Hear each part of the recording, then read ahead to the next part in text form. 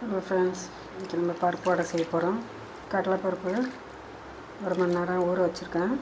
இதை க்ரஷ் பண்ணி எடுத்துக்கலாம். ஒன்றும் பாதிகமாக பாருங்கள், அடித்து எடுத்துட்டேன். தேவையான அளவு உப்பு போட்டுக்கலாம்.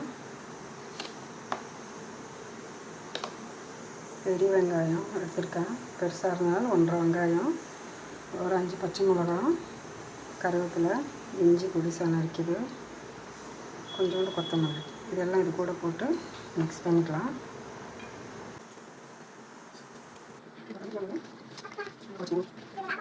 பாருங்கள், இந்த அளவு நல்லா குழச்சி எடுத்துக்கணும். குட்டி பாத்திரமாக இருந்ததுனால பிசைய முடியலை. அதில் கொஞ்சம் பெரிய பாத்திரம் எடுத்துக்கிட்டேன்.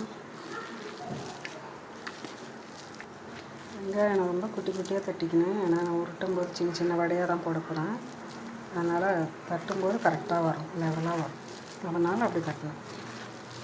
அரிஞ்சிருக்கேன் வெங்காயம். அவ்வளோதான் ஃப்ரெண்ட்ஸ், கொஞ்ச நேரம் இருக்கட்டும், வடை சுட்டுக்கலாம். இது மாதிரி குட்டி குட்டியாக உருண்டை பண்ணி இந்த கையில் வச்சு இப்படி ரவுண்ட் ஷேப்பில் தட்டிட்டு எண்ணெய் காஞ்சிச்சு போட்டுக்கலாம்.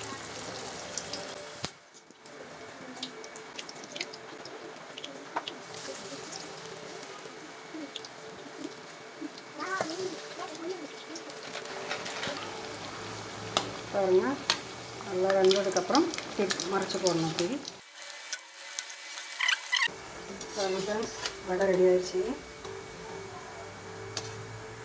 இந்த மாதிரி பாத்திரத்தில் பேப்பர் போட்டிங்கன்னா எண்ணெய் வலிச்சிக்கும். என்னோடய வீடியோ பார்க்குறேங்க, நிறைய பேர் பார்க்குறேங்க, சப்ஸ்கிரைப் பண்ணாமல் பார்க்குறேங்க ஃப்ரெண்ட்ஸ்.